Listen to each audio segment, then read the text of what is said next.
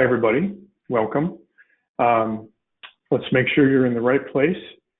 So if you are here to learn how to provide your multi-dwelling unit, multi-tenant unit customers with super high-speed broadband without all the messy, costly, time-consuming rewiring, you're in the right place. We know that many of you as service providers and partners of service providers have done your best to get as much bandwidth as you can to the MDU with fiber and wireless and so forth. But we also understand that it's more difficult to extend that bandwidth through the brownfield type of MDU, MTU to the subscribers within. Because typically what's found inside is copper twisted pair and coaxial facilities. The Positron GAM, which we'll talk to you about today, which Wincom and Positron proudly offer to you, can extend the power of your fiber, the power of your broadband backhaul into and throughout any brownfield MDU and MTU without the extra time, cost, and mess of rewiring. As you go through the presentation, again, as Elaine mentioned, please feel free to send in questions via chat. We'll answer them at the end. And we'll team up, Positron will team up with your Wincom account representative to get you more details. This is a very high-level presentation, and this is the agenda. So first, a little bit about who Positron is and how we worked with Wincom to partner up. We'll talk about the G.hn technology itself, because that's the magic used by the GAM, allows the GAM to become sort of the meat in the middle of an Ethernet sandwich. So Ethernet comes in, Ethernet goes out. G.hn is the magic in the middle to make it go through that older copper twisted pair and coaxial plant inside those buildings. We're going to talk about the markets for it, why to use it, where to use it. We'll get into the solution family. We're going to show a few application examples, by far not all of the things that the GAM can do for you, but the basics. We'll talk about software, integration, back office, partners, and then of course we'll end with plenty of time, I think, for you guys to ask all the questions that you have. So who's Positron? Where did we come from? Well, we're North American, homegrown, headquarters in Montreal, Canada. We've been around for 50 years. We've served telcos and cooperatives and WISPs and tier 1, tier 2, tier 3, every size of telco and cable company and hospitality industry, resorts and so forth. And we've also helped the power industry with electrical products. We are private, cash flow positive, and profitable. So we're here, you can count on us. What this G.hn access multiplexer, the GAM, provides us is a brand new product and makes it feel more like a startup, actually, because of the rapid growth of the product in various market segments. As you can see from this slide, we've got a few awards for the cleverness, innovativeness of the product, and then our CTO and president, Pierre Trudeau, has been honored as well for what he's done in this industry to try to help take care of brownfield buildings where there is indeed a digital divide, whether it's in retirement homes or apartments or townhomes or condos or businesses and hospitals and barracks and dormitories. Our product is a great solution for those situations. So first we'll go through what is G.hn, where to come from. It's a technology that, as I mentioned, is sort of the meat in the middle of an Ethernet sandwich. In fact, what we've done is we've built the media converter for G.hn alongside an Ethernet switch, a non-blocking Ethernet switch, which takes in Ethernet, converts it to G.hn, sends it out over the wires to an endpoint, which converts it back to Ethernet for residential gateways and Wi-Fi access points and any kind of Ethernet device on either end. The standard G.9660 has been around with the ITU for many years.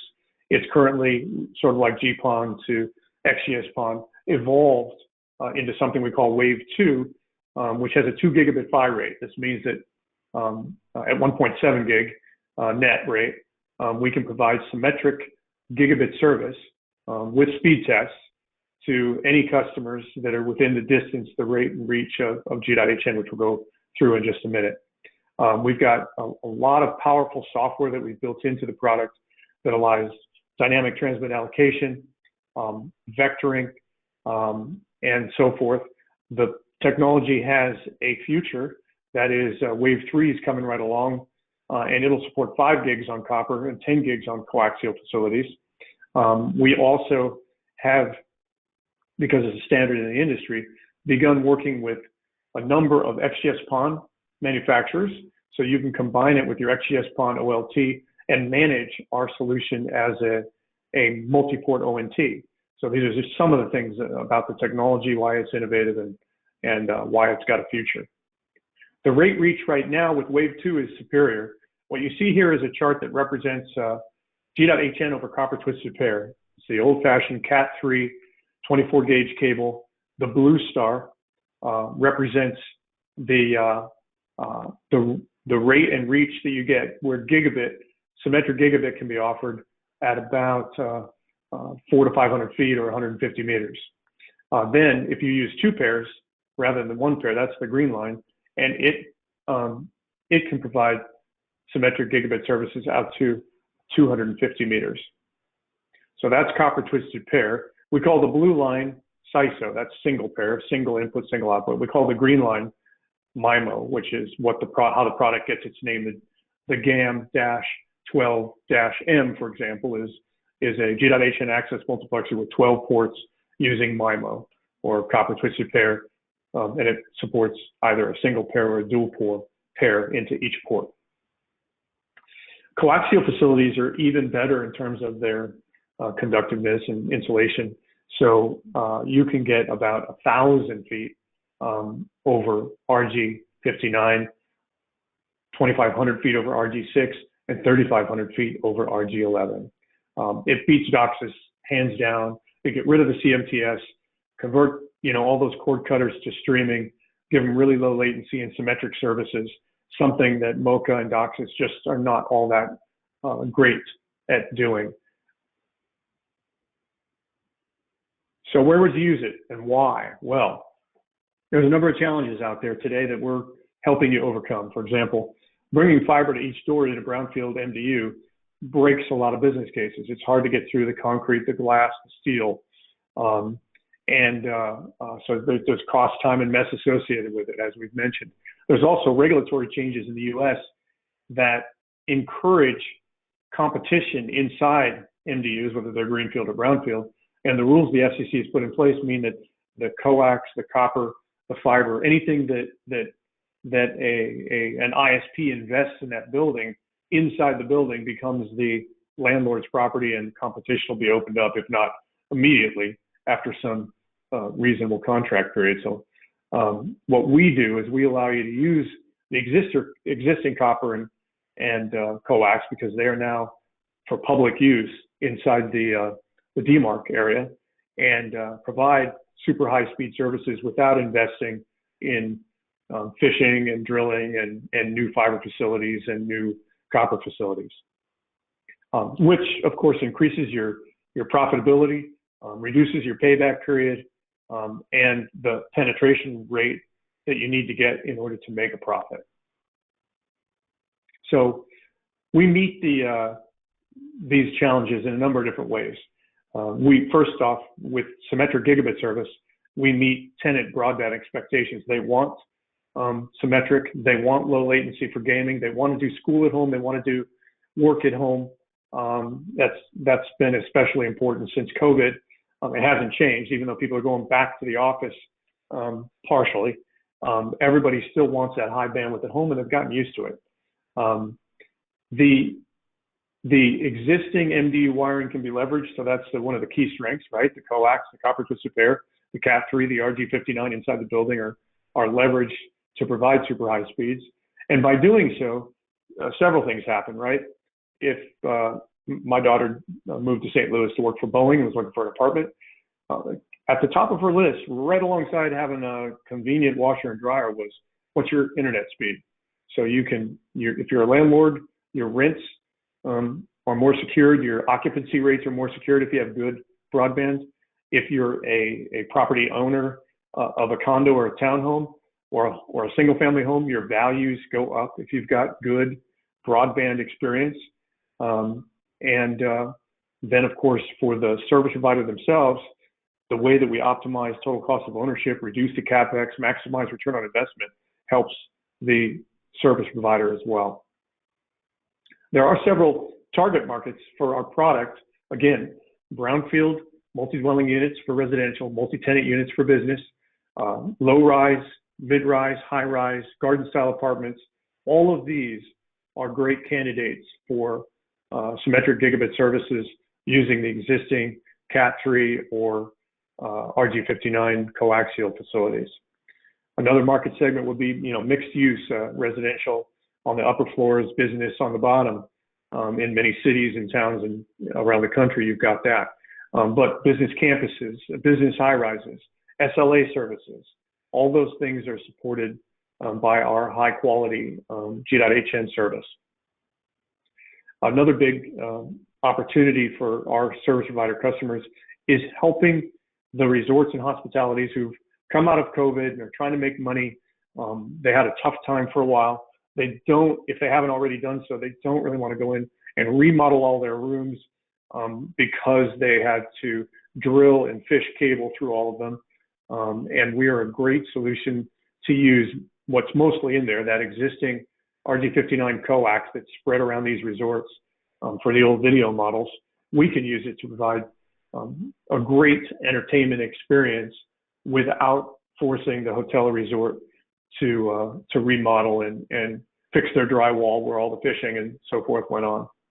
We've also got solutions that help those brownfield resorts and hotels deal with the fact that they may have a restricted number of electrical outlets in a room, or maybe they're providing Wi-Fi from the hallway to multiple units. Our solution plays right into that scenario. This is a picture, a high-res picture of the rack mount units that we provide. We've got both rack mounts and cabinet ties. We've got indoor and outdoor. We've got small, medium, and large. We've got all different power options. What you see here is copper twisted pair. Oops, my apologies. Copper twisted pair model on the bottom, coaxial model on the top. Coaxial models can come with F-type connectors to connect right up to that RG59. The coaxial, the cable, the Cat3 model is going to come with RJ45 ports that accepts that SISO or MIMO model, one pair or two pairs extending the reach. And they'll come in 12 and 24 port sizes. You see a 12 for the copper and a 24 for the coax, but we make both for each. And then you see that we've got a 10 gigabit interface, multiple 10 gigabit interfaces on both devices so that you can bring in bandwidth, and it's a standard spaced, non-keyed SFP plus or GBIC, depending on what you name it. And it can be copper or fiber, it can be passive or active. And we'll talk about all the options as we go through in the presentation. Notice that there are two interfaces so that you can stack in larger applications. You can stack the shelves on top of each other and grow your business. Every shelf includes a non-blocking Ethernet switch. So all the bandwidth that comes through the G.hn ports is transported to your backhaul method, whether it's fiber, copper, radio, or Ethernet. Every subscriber can get up to a symmetric gigabit profile using our management software. There's lots of software options. I'll go through them as we get into the presentation. So now let's take a look at the entire product family. I showed you a close-up of the indoor units. On the left, in the center, is the IP68 enclosure, -40 to +65 for smaller applications or for outdoor applications. Works just as well indoors for smaller applications. But it's IP68, -40 to +65 submersible. And we've got 4 and 8 pair solutions that utilize regular AC power or reverse power from the end unit if you don't have AC power available. The indoor units, we assume you're just going to plug them in. And so that's what we've given you here on the left-hand side is plug-in for AC, a female receptor. And on the right-hand side of this slide, you see the endpoints. We have about a dozen flavors, both for copper twisted pair and coax. And these are the units that take the G.hn from the GAM, from any one of these GAMs, the indoor or the outdoor.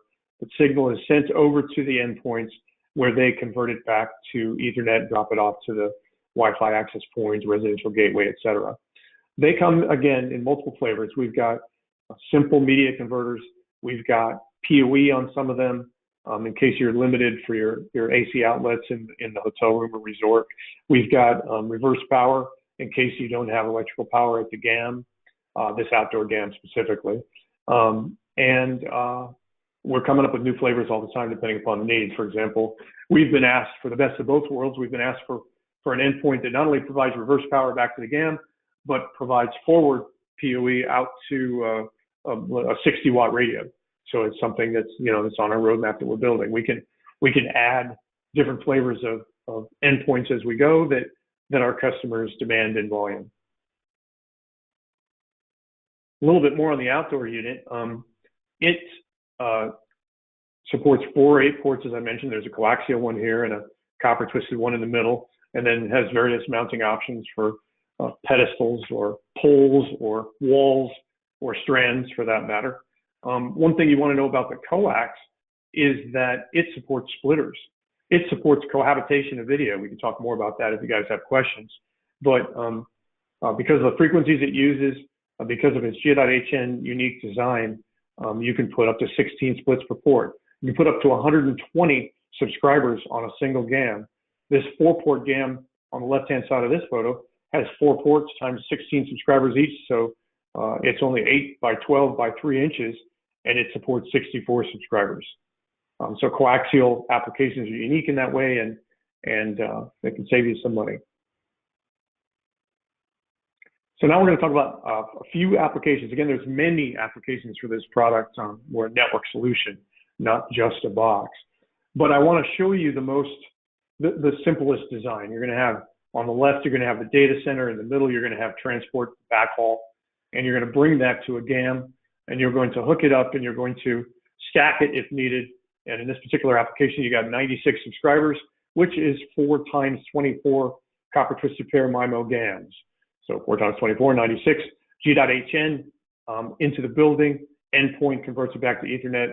So it's very simple. Provision, do all the rate limiting, work with all the VLANs, and provide your customers with quality voice, video, and data using up to a symmetric gigabit profile. So that's copper twisted pair, 96 subscribers, 4 GAMs.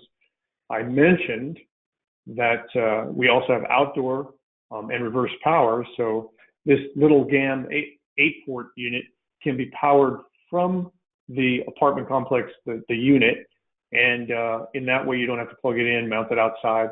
Even if you mount it inside, it's going to provide 8 ports, either AC or reverse power, and it works just the same as the previous slide. You've got the transport fed into it, then the GAM converts it to G.hn, sends it out to the endpoint, which converts it back to Ethernet. And then, of course, we do the same thing over coax. So I've got 2 identical slides for coax. This one shows an indoor unit, a GAM 24, could be a GAM 12, and splitters associated with it so that you can serve up to 120 subscribers. Because you can have up to 16 splits per port. That means up to 16 endpoints and 16 subscribers per port with a maximum in the shelf of 120.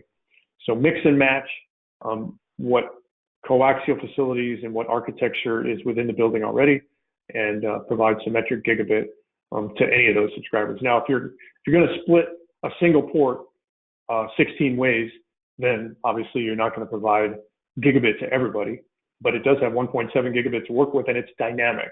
Upstream and downstream are dynamic, and between subscribers are dynamic, so that you can give them all 100 by 100 or 500 by 500 service, and it will give them what they need at the time they're asking for it to the limit of that 1.7 gig.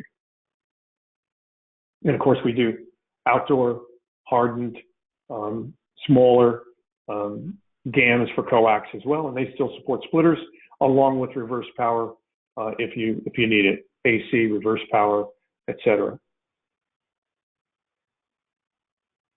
So I did want you to know I'm staying high level in this presentation so so that you can get an idea of what we can do basically. And then, of course, you can work with me and your Wincom account rep to set up a more personalized presentation to talk specifically about your multi-dwelling units, your multi-tenant units, the applications that you find important for your network. And keep in mind, we have solutions, the simple solutions I just showed you, which are apartments, townhomes, condos, you name it.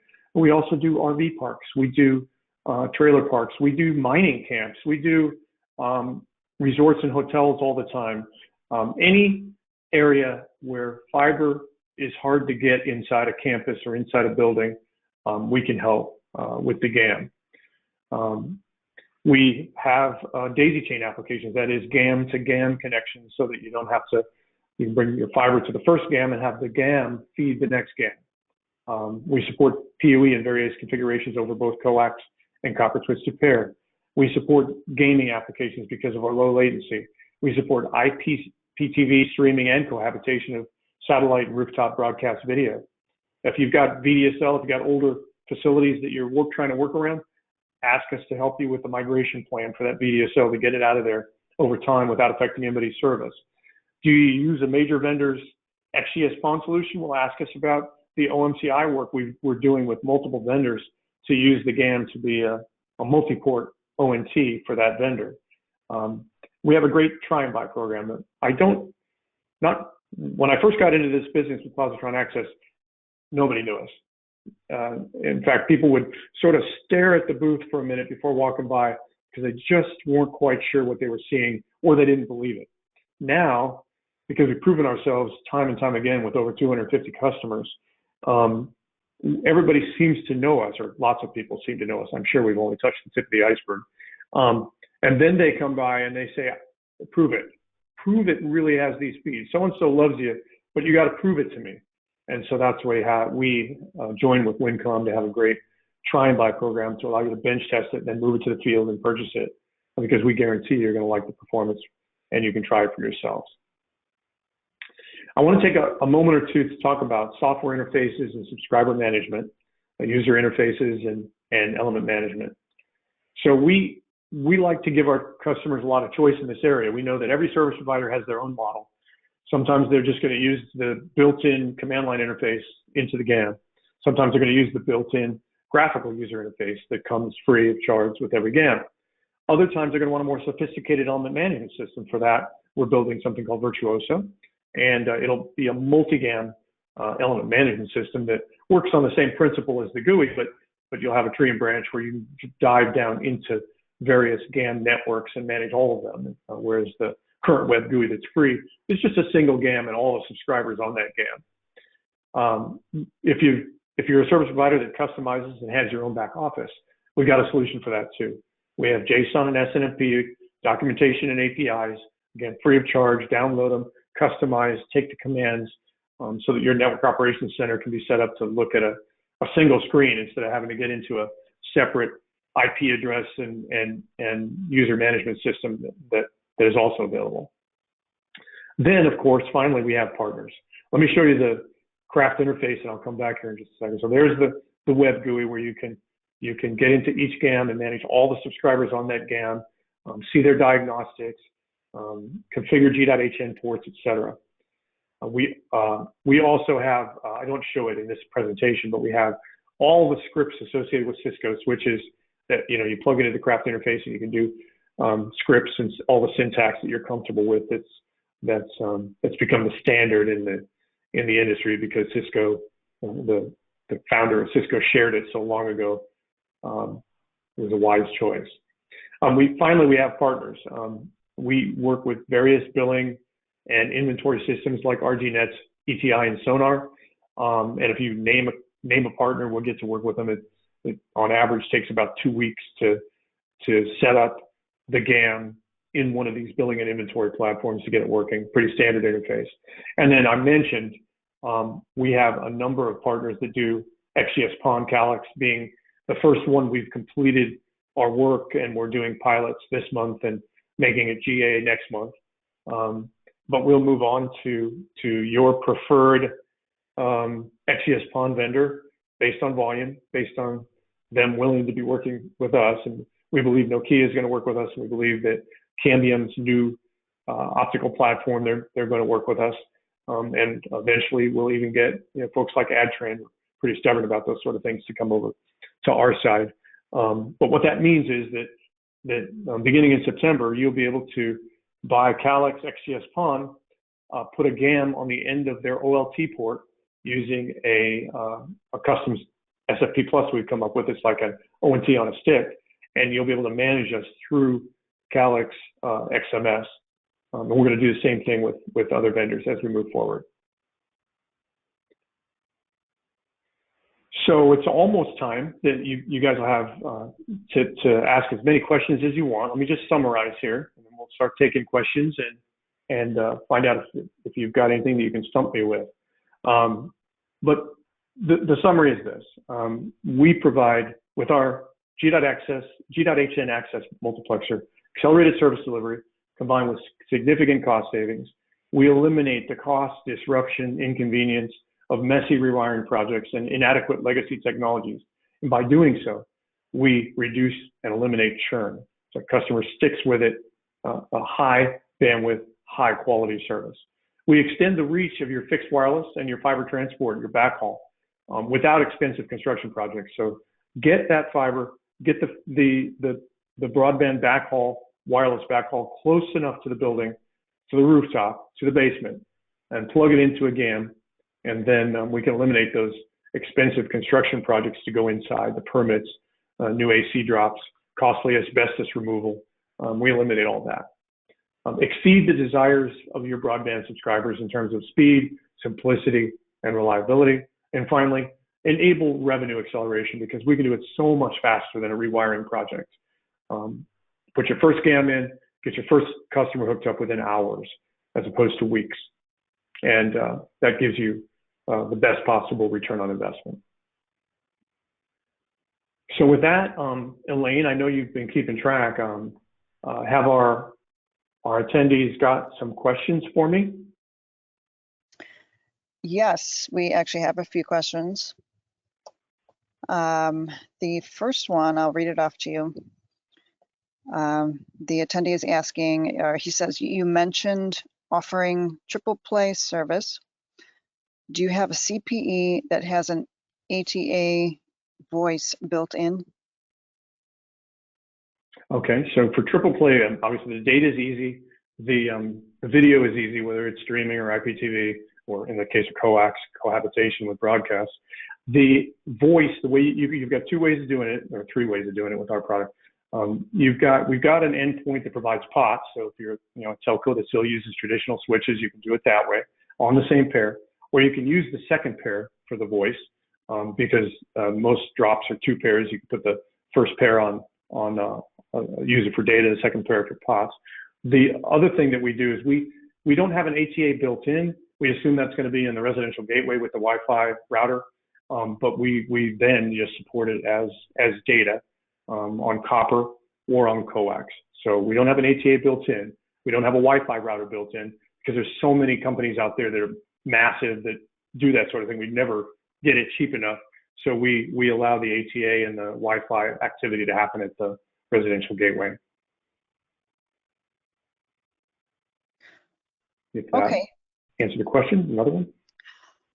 Yeah, there's a couple more here. So the next question, what is the difference in cost between coax and copper twisted pair MIMO applications? Okay, so copper twisted pair applications are naturally, the way the telco set it up, the way it's been for years, it's either one or two twisted pairs from the telecom closet to the subscriber. And so that means that our GAM has to operate in the same manner.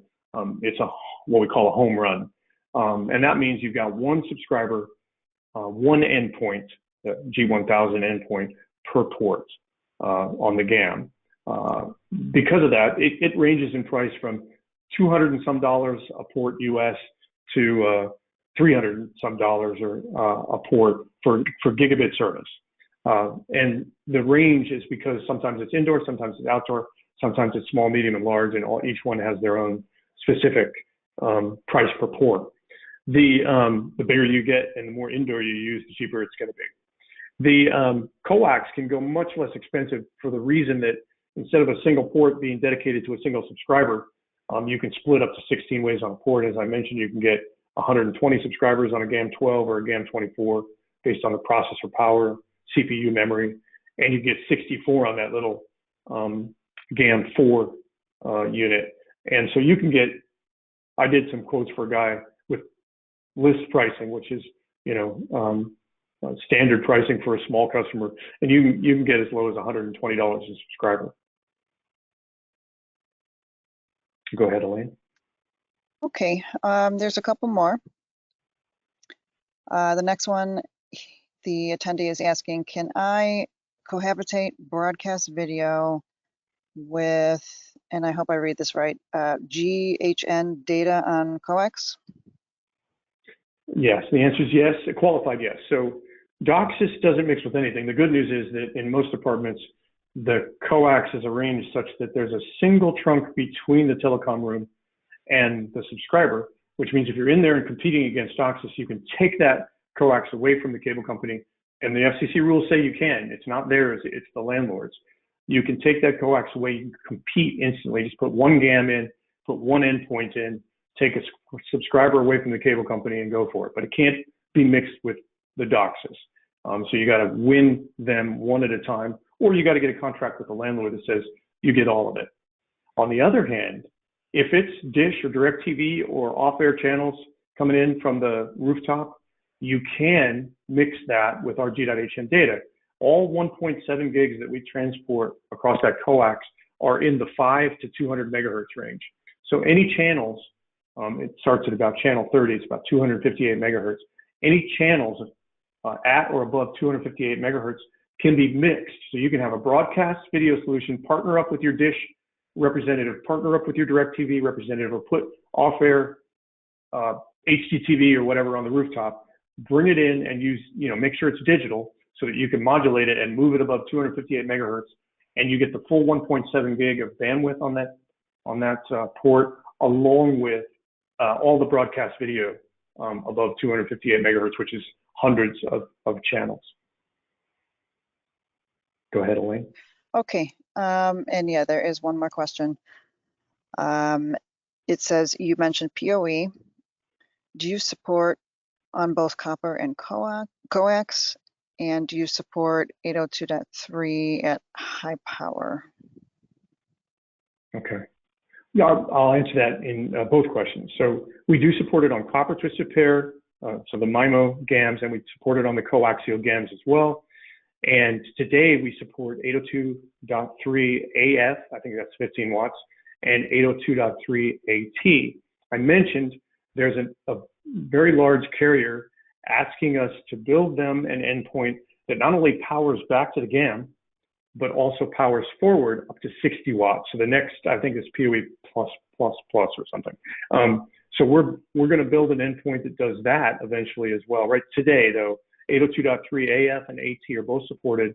If you plug in the endpoint on coax, and there's a model you can plug in on MIMO, you can support 802.3 AF and AT. And there's another model that's a power injector, so you don't even have to plug it in. And that power injector is on copper twisted pair only, can support 802.3 AF, the lower speed. So multiple models of PoE used by all our customers, particularly resort and hospitality today. The answer to that question, I think. Okay. I think that's it for the questions, unless anyone else wants to submit a quick question right now.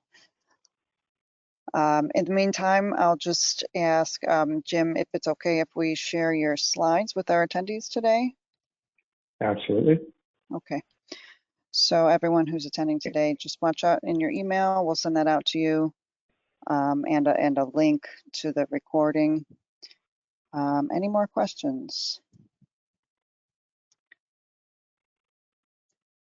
I should mention again, work with your WinCom representative to get us on a webinar. I glossed over so many of the GAM's features to keep it within the time period, but we're so much more than just a point to multi-point solution for broadband. And you can get your specific questions answered by setting up a private webinar. Great. Yeah, I think that's it for the questions, Jim. Thank you so much for presenting for us today. Thank you so much. Thanks everybody for attending. Yeah, take care. Have a good day. Thank you. Bye-bye.